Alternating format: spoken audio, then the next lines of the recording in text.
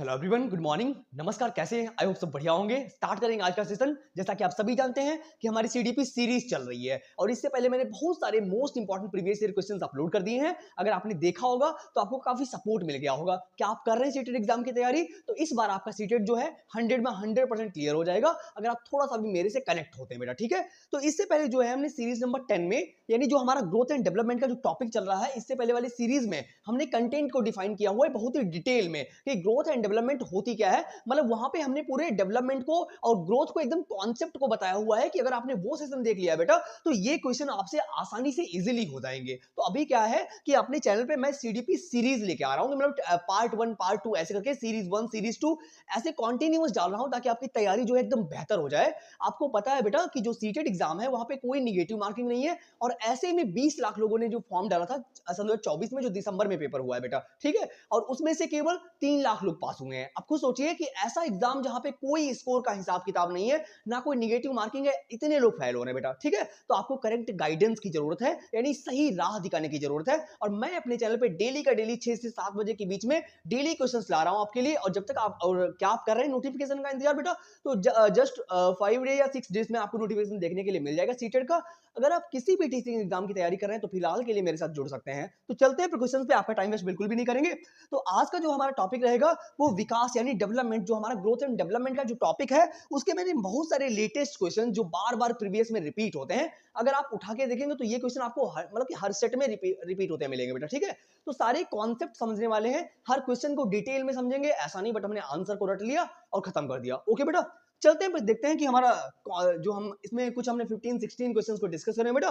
तो सारे कॉन्सेप्ट को बताइएगा और डिटेल में डिस्कस करेंगे और आई होप आप आंसर दीजिएगा कमेंट बॉक्स में। अगर आप पहली बार आए हैं तो प्लीज लाइक शेयर सब्सक्राइब तो कर ही लीजिएगा ताकि जब भी मैं एक नया वीडियो बनाऊं तो आपके पास नोटिफिकेशन आ जाए बेटा, ठीक है। वही कि आप डेली जुड़े रहिएगा हमसे, आप कमेंट करिएगा, मैं आपके अकॉर्डिंग वीडियो लाने की कोशिश करूंगा कि आपको कहां पे समझ में नहीं आया। ओके बेटा, चलते हैं फर्स्ट क्वेश्चन पे देखते हैं और क्वेश्चन के जवाब दीजिए बेटा और आंसर को कमेंट बॉक्स में बताने की कोशिश कीजिएगा ताकि मुझे भी अच्छा लगेगा। पढ़िए फर्स्ट क्वेश्चन बेटा क्या लिखा हुआ है यहाँ पे और जवाब देने की कोशिश कीजिए। बहुत सिंपल से क्वेश्चन है और बार बार रिपीट होते हैं, आपको दिखेंगे ये क्वेश्चंस बेटा, ठीक है। तो यहाँ पे क्या बोला जा रहा है जरा पढ़िएगा और जवाब दीजिए बेटा। कि फर्स्ट क्वेश्चन हमारा अजर्सन और रीजनिंग से रिलेटेड है, जहां पे ये बताया जाएगा कि आपको पहले से पता है कि बहुत सारे दिन जो है जब से सीटेट अप्लाई हुआ है, लागू हुआ है, तब से इसका पैटर्न जो है वो चेंज नहीं हुआ है बेटा, ठीक है। लेकिन तभी है क्वेश्चन पूछने का जो थोड़ा तरीका है इन्होंने वो डिफरेंट कर दिया है। ओके बेटा, अब जरा पढ़िए फर्स्ट क्वेश्चन। देखो इन्होंने क्या बोला, कह रहे हैं कि अजर्सन दिया हुआ है, यानी एक यहाँ पे इन्होंने क्या दिया है, अजर्सन दिया हुआ है। कह रहे हैं कि बच्चों के विकास पर शैशवावस्था से किशोरावस्था तक ध्यान देना जरूरी है। इन्होंने एक अभिकथन दिया हुआ है, यानी एक स्टेटमेंट दिया हुआ है। इसमें इन्होंने बोला है कि एक बच्चा है, यानी बच्चे का जो विकास हो रहा है, बच्चे का जो डेवलपमेंट हो रहा है, वहां पे उसकी शैशवावस्था से, यानी जो शुरुआती दौर होता है 0 से 2, यानी जन्म से 2 वर्ष की अवस्था से लेकर लास्ट वाली जो 18 साल का बच्चा जब तक होता है, 11 से 18 वर्ष की उम्र तक, यानी क्या कह रहे हैं, तब तक बच्चे पे ध्यान देने की आवश्यकता होती है। बिल्कुल सही बात कही जा रही है कि ऐसे में कि जब यहाँ पे कथन में बताया गया है कि बच्चों के डेवलपमेंट में शैशवावस्था से किशोरावस्था तक ध्यान देना चाहिए, बिल्कुल सही बात कही गई है। क्योंकि ऐसे में बच्चों के अंदर डिफरेंट डिफरेंट टाइप के परिवर्तन होते हैं, बॉडी में चेंजेस होते हैं, तो वहां पे क्या होता है, उनको उन पे ध्यान देने की जरूरत होती है, ठीक है। तो ये स्टेटमेंट एकदम करेक्ट दिया गया है। अब यहाँ पे इसका तर्क देखते हैं क्या दिया गया है कि यद्यपि जीवन के शुरुआती कुछ वर्ष विकास के लिए बहुत महत्वपूर्ण होते हैं। बिल्कुल सही बात करी जा रही है कि जो हमारा यद्यपि जीवन के जो शुरुआती कुछ वर्ष होते हैं, जैसे जन्म से 2 वर्ष की जो शैशवावस्था की उम्र होती है या इससे ऊपर की जो मध्यावस्था होती है, यानी जितने भी ये जो टाइम पीरियड है जहां पे बताया जा रहा है कि जीवन के जो डेवलपमेंट के जो चरण होते हैं, यानी आपको पता है कि डेवलपमेंट के चरणों को बांट दिया गया है कि शैशवावस्था क्या होती है, आगे की किशोरावस्था में धीरे धीरे करके उनको चरणों में बांट दिया गया है। तो वहां पे कह रहे हैं कि ये महत्वपूर्ण चरण होते हैं जहां पे आपको ध्यान देने की जरूरत है। किशोरावस्था संवेदनशील अवधि होती है, बाल्यावस्था और किशोरावस्था संवेदनशील अवधि होती है जहां पे बॉडी में बहुत सारे चेंजेस होते हैं, आप तर्क करने लगते हैं, अपने आप को क्या नाम, चीजों के प्रति राय देने लगते हैं, समझने लगते हैं, सोचने लगते हैं। तो ये दोनों स्टेटमेंट जो है वो एकदम करेक्ट बेटा है कि हमारा ए भी सही दिया गया है और आर भी सही दिया गया है, और दोनों एक दूसरे की व्याख्या भी कर रहे हैं क्योंकि ये भी हमारा स्टेट से रिलेटेड है, यानी जो हमारी शैशवावस्था यानी जो डेवलपमेंट की जो स्टेजेस होती हैं उनसे रिलेटेड है। तो हमारा ये दोनों कथन सही है, यानी ए और, यानी क्या बोला बेटा कि ए और बी दोनों सही है और आर सही व्याख्या कर रहा है ए की। ओके बेटा, तो ए ऑप्शन जो है वो हमारा एकदम करेक्ट है। और इससे पहले जो मैंने सीरीज दी थी बेटा, वहां पे मैंने डेवलपमेंट को, हर कॉन्सेप्ट को डिटेल में बताया हुआ है। अगर आपने वो वीडियो नहीं देखा तो प्लीज आप उस वीडियो को जरूर देख लीजिएगा, उसके बाद में ये प्रैक्टिस क्वेश्चंस कीजिए, आपको किसी भी प्रकार की कोई दिक्कत नहीं होगी। ओके बेटा, चलिए बढ़ते हैं सेकंड क्वेश्चन पे, देखते हैं हमारा सेकंड क्वेश्चन क्या कह रहा है। बहुत ही अच्छे तरीके से मैंने पीपीटी प्रिपेयर करी है आपके लिए, ताकि आपको मजा आ जाए पढ़ के सेशन में, और वही आप मजे मजे में सीख लीजिए बेटा। इतनी इजी तरीके से मैं बताने की कोशिश करूंगा आपको सारे क्वेश्चंस। ओके बेटा, ताकि आप आसानी से पढ़ सके, अपनी तैयारी बढ़िया कर सके बेटा। कह रहे निम्न में से कौन से कारक बच्चे के संपूर्ण विकास के लिए जिम्मेदार हैं, यानी एक बच्चा जो होता है उसका डेवलपमेंट पूरी तरीके से कैसे होगा, उसके लिए क्या क्या जिम्मेदार है। यहाँ पे इन्होंने बोला कि एक निम्न में से, कहने कि कौन से कारक जो होते हैं बच्चे के संपूर्ण विकास के लिए जिम्मेदार होते हैं, यानी उसका पूर्ण रूप से विकास जो है वो कैसे हो रहा है, उसके लिए क्या जिम्मेदार है, इन्होंने ये बोला है। ओके बेटा, तो यहाँ पे देखते हैं कि क्या क्या जिम्मेदार है। क्या आनुवंशिकता जिम्मेदार है, यानी इन्होंने बोला क्या हेरिडिटी जिम्मेदार है, यानी आपके माता पिता के लक्षण जो है बच्चों में कैसे ट्रांसफर हो रहे हैं वो जरूरी है। या फिर उन्हें भौतिक वातावरण यानी हमारे आसपास का इन्वायरमेंट कैसे बनाया गया है, लोगों के द्वारा कैसे बनाया गया है, या सामाजिक परिवेश यानी हमारा इन्वायरमेंट कैसा है, यानी हम जहां पे रह रहे हैं वो हमारा परिवेश कैसा है। तो आपको सिंपल दिख रहा होगा कि एक बच्चे का जो डेवलपमेंट होता है यानी विकास की जो प्रक्रिया होती है, वहां पे हेरिडिटी का भी रोल होता है, इन्वायरमेंट का भी रोल होता है, और फिजिकल वातावरण का भी रोल होता है। तो ये सारी चीजें जो है एकदम क्लियर है बेटा, यानी फर्स्ट सेकंड और थर्ड तीनों ही क्लियर ऑप्शन है। कहां पे दिया गया है, केवल वन नहीं बेटा, कह रहे हैं कि केवल सेकंड और थर्ड नहीं बेटा, केवल फर्स्ट एंड सेकंड नहीं, फर्स्ट सेकंड और थर्ड यानी फोर्थ ऑप्शन जो है वो एकदम करेक्ट है, जहां पे बताया जा रहा है इसके बारे में कि जो डेवलपमेंट होता है उसके लिए बेटा आनुवंशिकी भी है, भौतिक पर्यावरण भी है, और सामाजिक परिवेश भी है।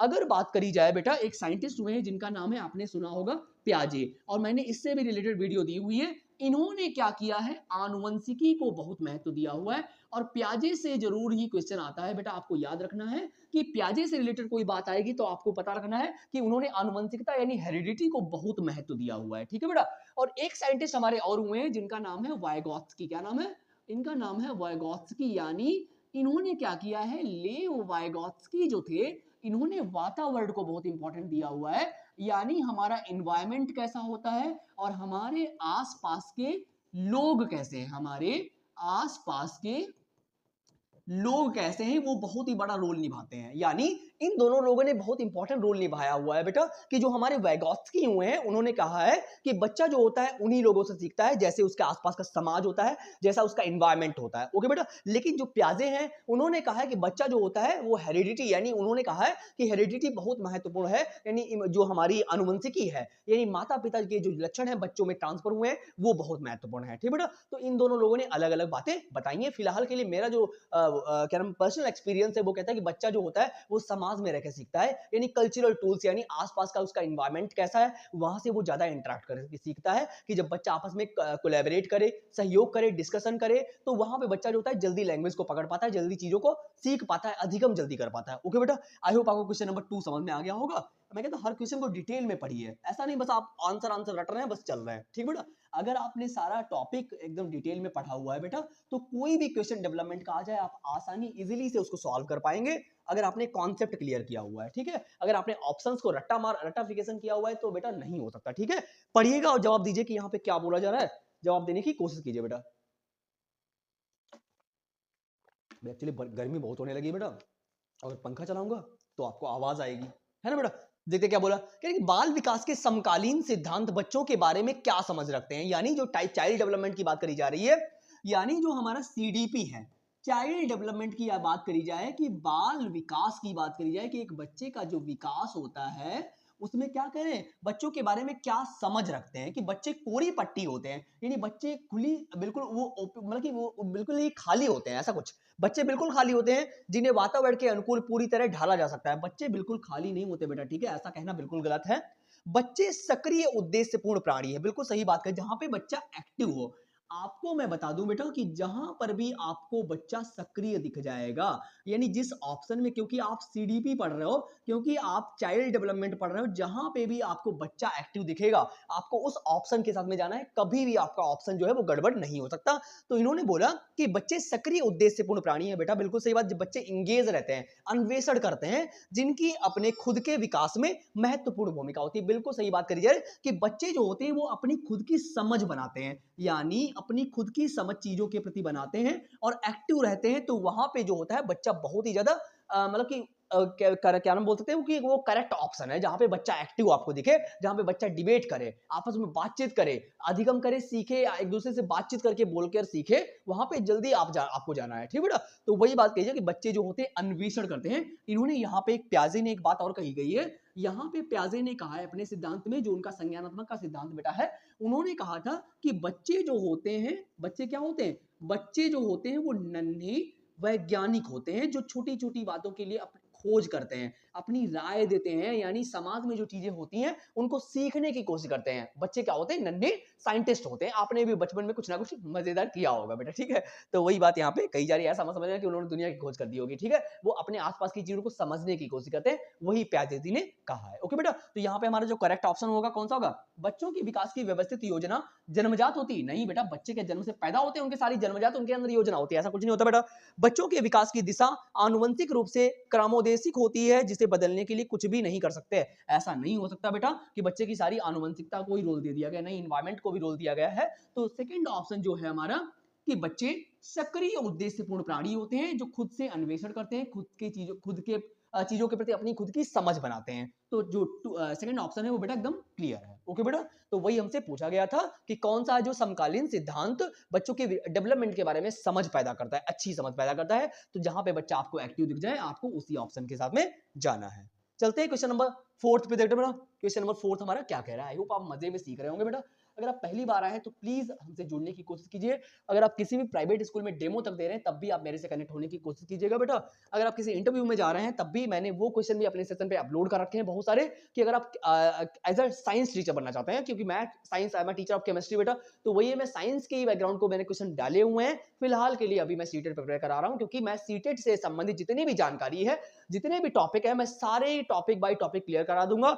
चाहे तो वो आपकी साइंस हो, चाहे तो वो आपकी साइंस हो, चाहे तो वो आपकी हिंदी हो, और सीडीपी तो मैं डिस्कस कर ही रहा हूं बेटा। ये तीन टॉपिक जो आपके 90 मार्क्स के हैं, कि अगर आप जनरल से हैं तो आपको पता है कि आपको 90 मार्क्स लाने हैं, और अगर आप ओबीसी से हैं तो आपको 82 मार्क्स लाने हैं। ओके बेटा, तो ये ऑप्शन आपको, ये चीजें आपको पता होनी चाहिए, और ये पैटर्न भी आपको पता होना चाहिए, क्योंकि ये सारी क्वेश्चंस जो हैं, हाँ, हम चीजें बता चुके हैं अपने चैनल पे। ओके बेटा, तो यहाँ पे क्या कहा जा रहा है, क्योंकि आपको जब करेक्ट चीजें पता होंगी कि कौन से सब्जेक्ट है, यानी कितने मार्क्स का आता है, सीडीपी कितने मार्क्स का आती है, हिंदी कितने मार्क्स की आती है, कितने पेडोलॉजिकल क्वेश्चंस आते हैं, जब आपको चीजों के प्रति समझ होगी, चीजों के प्रति नॉलेज होगी, तब आप अच्छे से क्वेश्चंस को अटेम्प्ट कर पाओगे। जब चीजों के प्रति आपको बैकग्राउंड ही नहीं पता हुआ है कि बैकग्राउंड उसका क्या है, तो आप कैसे समझ पाओगे भाई, है ना। तो उन चीजों के प्रति अपनी समझ पैदा करो, पहले वीडियो देखो, ओवरव्यू बेटा, अगर थोड़ा सा अगर आप ओवरव्यू देख लेंगे तो क्या ही मतलब दिक्कत है। थोड़ा सा पहले ओवरव्यू देख लीजिए, उसके बाद में आप पैटर्न डिस्कस करिए, है ना, चीजों के प्रति गाइडेंस बनाइए। क्या बोला इन्होंने कि निम्नलिखित में से कौन सा विकास का सिद्धांत नहीं है।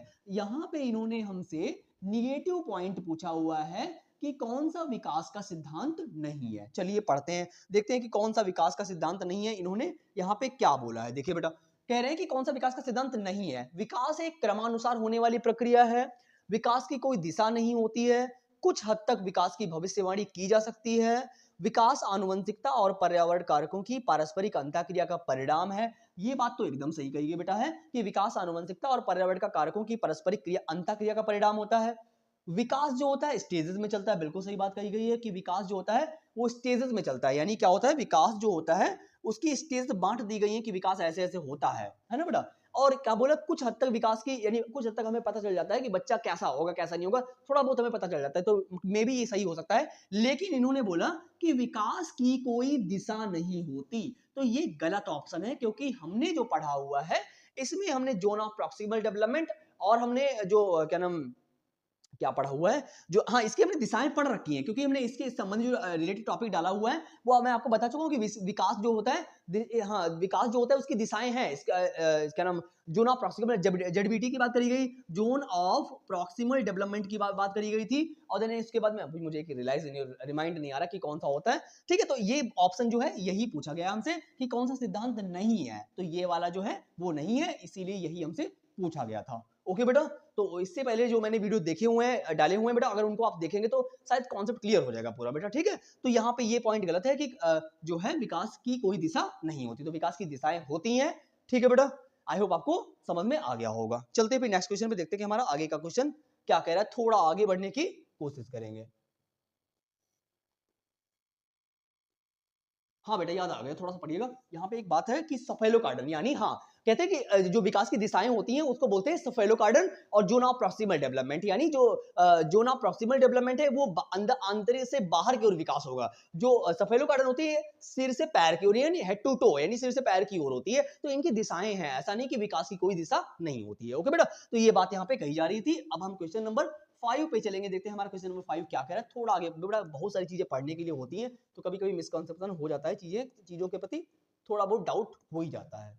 ओके बेटा, अब जरा पढ़िएगा विकास के संदर्भ में कौन सा कथन सही है, पढ़िए और जवाब दीजिए कि यहाँ पे क्या बोला जा रहा है कि विकास के संदर्भ में कौन सा कथन जो है वो सही है, यानी हमसे करेक्ट पूछा गया है, सही वाला पॉइंट पूछा गया है। बताइएगा कि कौन सा सही है, विकास के संदर्भ में कौन सा कथन जो है सही है, यानी हमसे पॉजिटिव पॉइंट पूछा गया है कि कौन सा कथन सही है। विकास केवल पर्यावरणीय कारकों पर निर्भर है, नहीं बेटा। केवल अगर आपको दिख जाए कि अगर आपको केवल दिख रहा है ओनली, तो यहाँ पे पर्यावरणीय बेटा, अगर यहाँ पे इन्वायरमेंट भी, इन्वायरमेंट के अलावा अगर यहाँ पे आनुवंशिकी भी होता तो हम एक बार जा सकते थे। ओके बेटा, आगे बोला कि विकास केवल आनुवंशिक कारकों पर निर्भर करता है।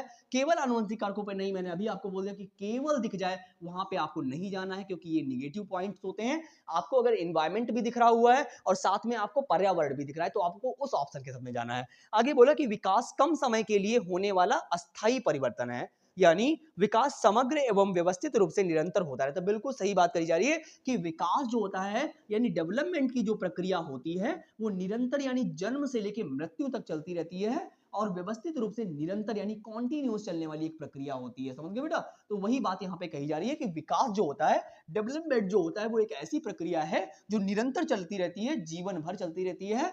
ठीक बेटा, तो वही बात यहाँ पे कही जा रही है, विकास केवल पर्यावरण पे नहीं, केवल आनुवंशिकी पे नहीं और केवल समय पे अस्थायी परिवर्तन नहीं है, तो विकास समग्र यानी सार्वभौमिक है जो हमेशा चलता रहता है। ओके बेटा, आई होप आपको समझ में आ गया होगा। अभी हम चलेंगे क्वेश्चन नंबर 6 पे। आई होप सेशन बेटा अच्छा लग रहा होगा। ठीक बेटा, कमेंट जरूर करिएगा कि आपको कौन सा टॉपिक समझ में नहीं आया और कौन से क्वेश्चन में आपको दिक्कत है या किस क्वेश्चन में आपको डाउट रह गया, क्योंकि आपको पता है बेटा ये वैसे तो ऑफिशियल आंसर की है, फिलहाल के लिए अगर आपको डाउट लग रहा है तो आप बता सकते हैं, मैं उस पर फिर से चेक करने की उसको कोशिश करूंगा बेटा। ठीक है, देखो क्या बोला बेटा, कि वह कौन सी अवस्था है जिसमें बच्चे परिवार से स्वायत्तता स्थापित करते हैं और अपने व्यक्तिगत मूल्यों लक्ष्यों को परिभाषित करते हुए अपनी खुद की एक पहचान का निर्माण करते हैं। यानी यहाँ पे क्या बात बोली जा रही है कि ऐसी कौन सी डेवलपमेंट की अवस्था है जहां पे बच्चा जो होता है वो खुद की पहचान बनाता है, यानी अपने मूल्यों के बारे में, लक्ष्यों के बारे में समझने लगता है चीजों को प्रति, और अपने आप को समझने लगता है और अपनी खुद की पहचान बनाता है। बेटा प्रारंभिक अवस्था में कैसे बेटा यार बनाएगा, मध्य अवस्था में, उत्तर वाले वो किशोरावस्था यानी एडल्टहुड एक ऐसी अवस्था है, किशोरावस्था एक ऐसी अवस्था है जहां पे बच्चे जो होती है अपनी पहचान के बारे में बच्चे सोचने लगते हैं, समझने लगते हैं। तो किशोरावस्था के बारे में यहाँ पे बताया गया है। ओके बेटा, समझ गए होंगे। चलते हैं क्वेश्चन नंबर 7 पे, देखते हैं क्वेश्चन नंबर हमारा 7 क्या कह रहा है। बहुत ही इजी क्वेश्चंस हैं और बेटा ये सारे क्वेश्चंस बार बार रिपीट हुए हैं, ऐसा कुछ भी नहीं है कि ये क्वेश्चन सिर्फ ऐसे उठा लिए, सारे क्वेश्चन बार बार रिपीट हुए हैं और अगर आप पढ़ेंगे तो ये क्वेश्चन आपको बार बार रिपीट होते दिखेंगे अगर आप थोड़ा समझने की कोशिश करेंगे। पढ़िए बेटा, कि बच्चों के विकास के बारे में कौन सा कथन सही है, यहाँ पे फिर से पूछा गया। देखो बेटा, अभी मैं आपके सामने विकास चैप्टर डिस्कस कर रहा हूं कि विकास यानी ग्रोथ एवं डेवलपमेंट क्या होती है, वृद्धि एवं विकास क्या होता है, तो मैं आपके सामने वो डिस्कस कर रहा हूं। ओके बेटा, तो वही बात यहाँ पे कही जा रही है कि मुझे बताइए, तो सारे क्वेश्चंस इसीलिए डेवलपमेंट के आपके सामने मैं ला रहा हूं क्योंकि हम चैप्टर ही वही डिस्कस कर रहे हैं और सीरीज बाय सीरीज पढ़ रहे हैं, इसलिए आपको किसी प्रकार का डाउट ना हो, ताकि आपको क्वेश्चन वीडियो ढूंढने की दिक्कत ना हो कि आप कहीं भी जा रहे हैं सीरीज नंबर सीरीज नहीं पढ़ना। भाई सीरीज बाय सीरीज आप टॉपिक बाय टॉपिक पढ़िए, आपका सारा कॉन्सेप्ट भी क्लियर हो जाएगा और अच्छा आप स्कोर भी कर पाओगे। ओके बेटा, तो यहाँ पे क्या करें, बच्चों के विकास के बारे में यानी डेवलपमेंट की प्रोसेस के बारे में कौन सा कथन यहाँ पे सही है वो बताया जा रहा है और उसको बताने की आप कोशिश कीजिए। यानी कि विकास एक सहज रूप से होने वाली प्रक्रिया है, किंतु इसे सुधारित करने के लिए उपयुक्त परिवेश होना आवश्यक है। बिल्कुल 100% 100% ये बात सही कही जा रही है कि विकास जो होता है एक सहज रूप से होने वाली प्रक्रिया तो है, किंतु इसे सही करने के लिए, सुसाधित करने के लिए परिवेश यानी इन्होंने इन्वायरमेंट के बारे में कहा हुआ है कि बहुत बड़ा रोल है हमारे पर्यावरण का। यानी बच्चे का जो विकास होता है, उसके जो डेवलपमेंट की प्रोसेस होती है, उनमें एनवायरनमेंट बहुत बड़ा रोल निभाता है कि हमारे आसपास के लोग कैसे हैं, कैसे हमसे बिहेव करते हैं, कैसे हमसे बातें करते हैं। तो ये सारी चीजें बहुत बड़ा रोल निभाती हैं आपके डेवलपमेंट में। ओके बेटा, तो वही बात यहाँ पे कही जा रही है। आगे लिखा हुआ है कि विकास वंशानुगत कारकों के द्वारा पूर्व निश्चित होता है, वह इसमें बदलाव नहीं किया जा सकता। ऐसा बिल्कुल भी नहीं है। आनुवंशिकता की विकास में कोई भूमिका नहीं होती, नहीं होती है बेटा, एनवायरमेंट की भी होती है और साथ में हेरिडिटी की भी होती है, तो ऐसा कुछ नहीं कहा जा सकता। विकास की प्रक्रिया शैशवावस्था के चरण के बाद ही प्रारंभ होती है, ऐसा नहीं होता। ठीक है, समझ रहे बेटा? तो फर्स्ट ऑप्शन जो है वो हमारा एकदम क्लियर है कि विकास जो होता है पर्यावरण के द्वारा सुधारित होता है। यानी बच्चे का एनवायरमेंट कैसा है वो उसके प्रति अपनी समझ बनाने की कोशिश करेगा और करता है, ताकि उसकी सोच बेहतर होती है। उसके आसपास के लोग कैसे होते हैं, वैसे जिससे वो जिस तरीके से वो बात करते हैं, बच्चा वैसे भी धीरे धीरे उनको या उनका अनुकरण करके सीखने लगता है। ओके बेटा, क्वेश्चन नंबर 7 आपको समझ में आ गया होगा। तो अभी हम चलेंगे क्वेश्चन नंबर 8 पे। देखते हैं हमारा क्वेश्चन नंबर 8 क्या कह रहा है। थोड़ा आगे बढ़ेंगे और समझने की कोशिश करिए बेटा कि क्वेश्चन नंबर 8 में क्या कह रहा है। बहुत सिंपल सा क्वेश्चन है, आई होप आप इसका जवाब दे पाएंगे। बहुत सिंपल क्वेश्चन है। बताइए बेटा यहाँ पे क्या बोला जा रहा है।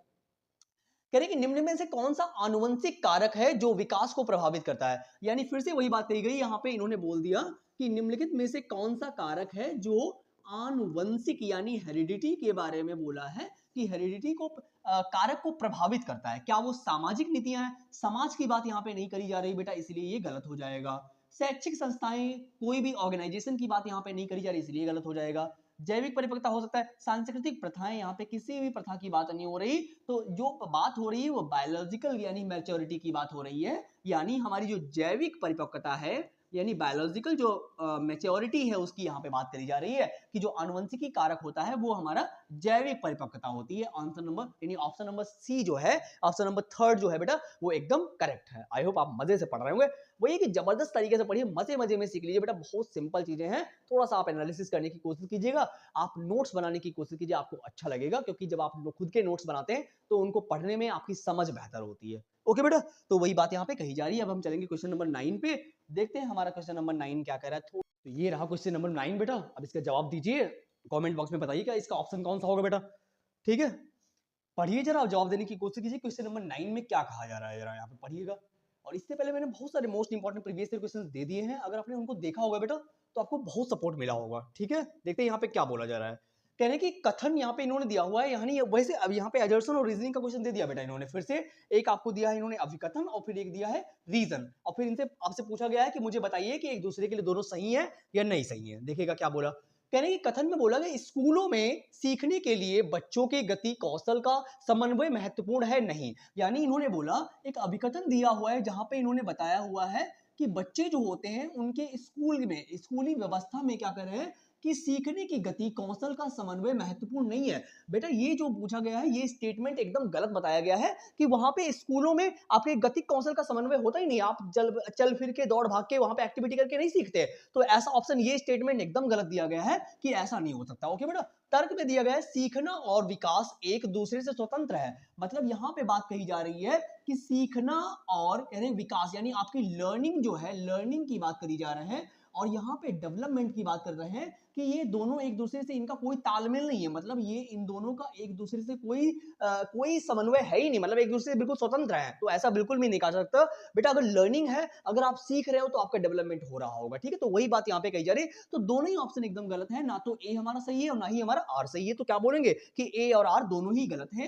यहाँ पे फोर्थ ऑप्शन जो है वो हमारा एकदम क्लियर हो जाएगा।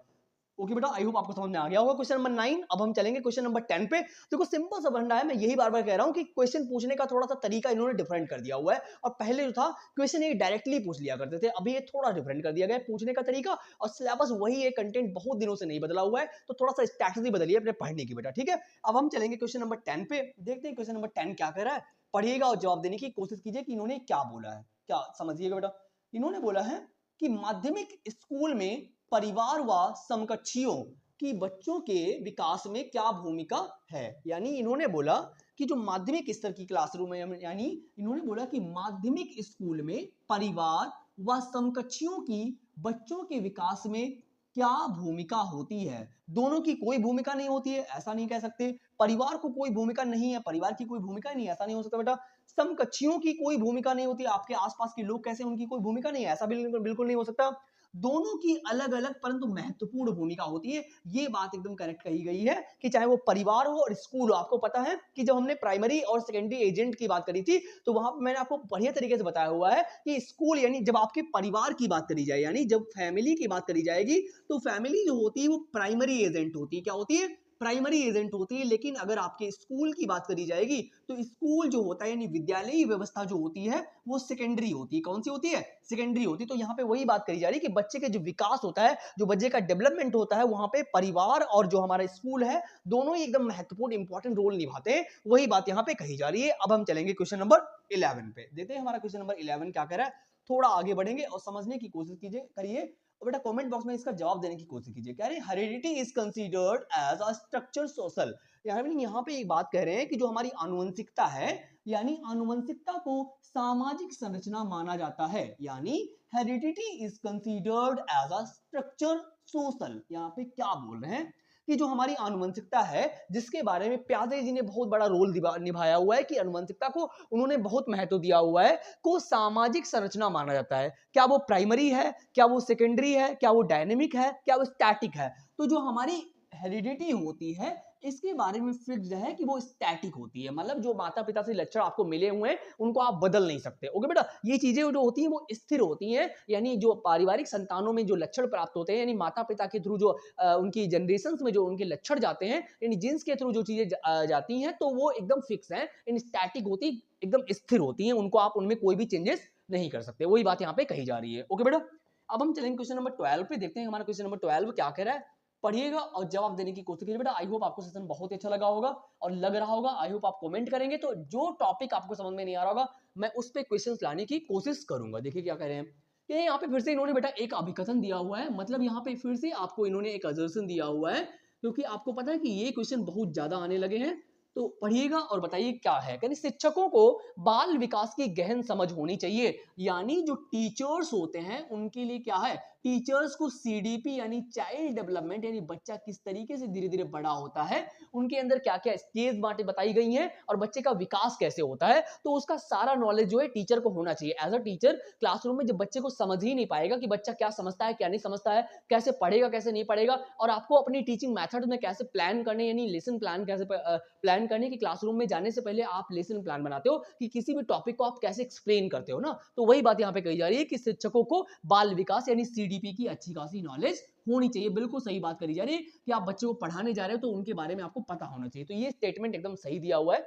इसका तर्क क्या दिया बेटा, कि बच्चों के विकास और अधिगम, यानी बच्चों का जो डेवलपमेंट होता है, यानी बच्चों के जो डेवलपमेंट की प्रक्रिया होती है और जो उनकी लर्निंग की जो प्रक्रिया यानी अधिगम की जो प्रक्रिया होती है के बारे में जानकार शिक्षक शिक्षा को अर्थपूर्ण और रोचक बना सकते हैं। बिल्कुल सही बात कही गई है कि जब टीचर्स को सारी नॉलेज होगी तो वो लर्निंग को और बेटर कर पाएगा, बढ़िया तरीके से पढ़ा पाएगा। ठीक है बेटा, तो वही बात यहाँ पे कही जा रही है कि जो टीचर्स को नॉलेज होगा, इन चीजों के बारे में जानकारी होगी, यानी टीचर्स को इन्फॉर्मेशन होगी इन चीजों के बारे में, तो क्या करेगा टीचर, जो शिक्षक जो होता है वो शिक्षा की रणनीति को बहुत अच्छा बना पाएगा, यानी बच्चे को बढ़िया तरीके से बेहतरीन तरीके से समझा पाएगा। यानी आपको पता है कि एक इंक्लूसिव एजुकेशन यानी समावेशी जो शिक्षा होती है वहां पे डिफरेंट डिफरेंट टाइप का बच्चा बैठा होता है और आपको डिफरेंट डिफरेंट टाइप के मेथड से बच्चों को पढ़ाना पड़ता है ना बेटा। तो वहां पे कुछ बच्चे आपकी जल्दी लैंग्वेज को समझ जाएंगे, मतलब कुछ बच्चे होंगे आप तुरंत कहेंगे तुरंत समझ जाएंगे, लेकिन कुछ बच्चे ऐसे होंगे जिनको आपको एक्टिविटी करके पढ़ाना पड़ेगा, मतलब उनको करके बताना पड़ेगा, तब जाके उनको समझ में आएगा। ओके बेटा, आई होप आपको समझ में आ गया होगा। तो दोनों ही स्टेटमेंट एकदम सही है। क्या है, ये ए और आर दोनों ही सही है और आर जो है एक ही सही व्याख्या करता है। तो ए ऑप्शन जो है वो हमारा एकदम करेक्ट है और क्लियर है। आई होप आपको समझ में आ गया होगा। चलते बेटा नेक्स्ट पे, थोड़ा पढ़ने की कोशिश कीजिएगा, नोट्स बनाने की कोशिश कीजिए बेटा, क्योंकि हमारे पास सब कुछ लिखा रखा है और आपके पास भी सारी किताबें रखी हुई हैं। जब तक आप उन पे एनालिसिस नहीं करेंगे, जब तक आप उनको पढ़ने की कोशिश नहीं करेंगे बेटा, तब तक आपको समझ में नहीं आएगा मैं कितना भी अच्छा आपको पढ़ा लूं। ठीक है, पढ़िएगा क्या लिखा हुआ बेटा। ये 13 क्वेश्चन में क्या बोला कि वह सिद्धांत जो विकास को विभिन्न चरणों के तौर पर व्याख्यायित करते हैं वे मानते हैं कि, यहाँ पे क्या बताया जा रहा है बेटा, यहाँ पे डेवलपमेंट की प्रक्रियाओं के बारे में बात करी जा रही है कि विकास के जो चरण होते हैं उनको कह रहे हैं कि व्याख्यायित करते हैं, वे मानते हैं कि विकास निरंतर होता है। बिल्कुल सही बात कही जा रही है कि विकास जो होता है यानी डेवलपमेंट की जो प्रक्रिया होती है वो जन्म से लेके मृत्यु तक होती रहती है, ठीक है बेटा। तो वही बात यहाँ पे कही जा रही है कि जो डेवलपमेंट यानी विकास की जो प्रक्रिया होती है वो निरंतर चलती रहती है, रुक रुक कर होता है ऐसा नहीं हो सकता, संस्कृति आधारित होता है, आनुवंशिकता पर आधारित होता है ऐसा नहीं कह सकते कि जो विकास होता है वो लगातार होता रहता है बेटा, ठीक है। तो वही बात यहाँ पे कही जा रही है कि आपका किसी भी टाइम में संज्ञान कैसा बढ़ रहा है, कैसे आपकी हाइट बढ़ रही है, ग्रोथ बढ़ रही है, तो ये वृद्धि तो है लेकिन ये विकास भी होता है, क्योंकि आपको पता है कि आप संज्ञान को मेजरमेंट कर सकते हैं, यानी आपका मानसिक संतुलन, मानसिक जो एबिलिटी है उसको तो आप माप सकते हैं, लेकिन आपका जो नैतिक विकास हुआ है, सामाजिक विकास हुआ है, उसको आप माप नहीं सकते। ये भी क्वेश्चन कई बार पूछा गया है। ओके बेटा, आई होप आपको क्वेश्चन नंबर 13 भी समझ में आ गया होगा। अभी हम चलेंगे क्वेश्चन नंबर 14 पे, देखते हैं क्वेश्चन नंबर 14 हमारा क्या कह रहा है। अगर आप पहली बार आए हैं तो प्लीज हमसे जुड़ने की कोशिश कीजिएगा, ताकि जब भी मैं एक नया वीडियो बनाऊं तो आपके पास नोटिफिकेशन आ जाए बेटा, ठीक है। आपकी तैयारी बढ़िया चलती रहेगी और इस बार आप स्कोर भी अच्छा खासा करोगे सीटेट में, ठीक है बेटा, अगर आप थोड़ा सा भी मेरे से कनेक्ट होते हो। पढ़िएगा, निम्नलिखित में से कौन सा स्थूल गामक कौशलों का उदाहरण है। यहां पे आपसे क्या पूछा गया है, यहां पे इसे आपसे आपसे बेटा ग्रॉस मोटर स्किल की बात करी गई है, यानी ग्रॉस मोटर स्किल्स की यहां पे बात करी गई है। जब बच्चा जो होता है अपनी बड़ी मांसपेशियों का यूज करता है तो वहां पे स्थूल गामक यानी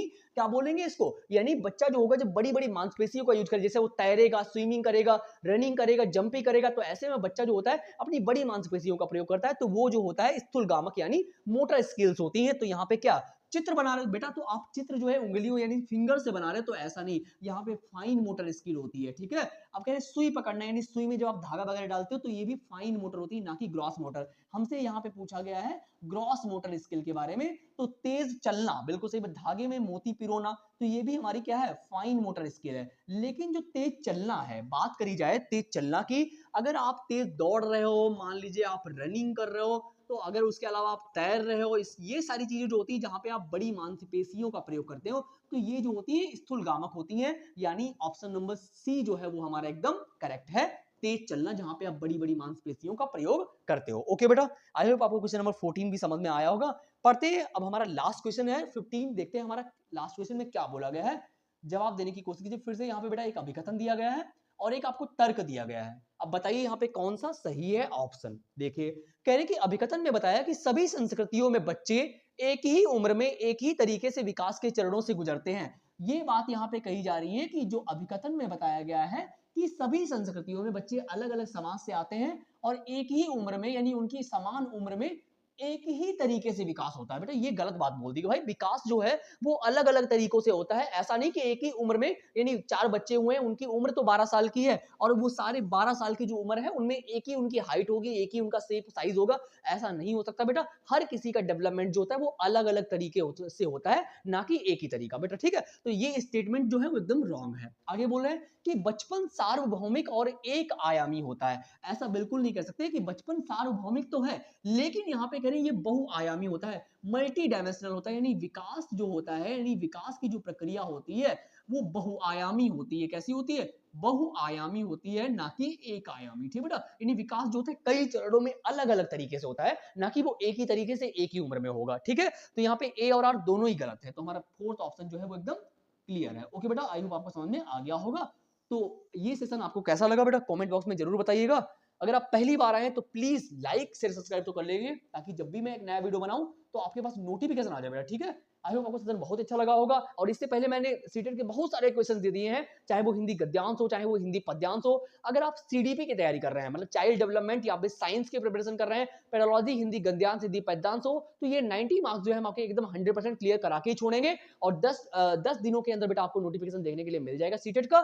तो इससे तैयारी आप बढ़िया करते रहिए, जुड़े रहिएगा और कनेक्टिविटी बना रहिएगा बेटा, सही गाइडेंस को पाते रहिएगा। और मिलते हैं फिर एक नई वीडियो में नई आशा और उम्मीद के साथ में। Thank you so much for coming बेटा, थैंक यू सो मच।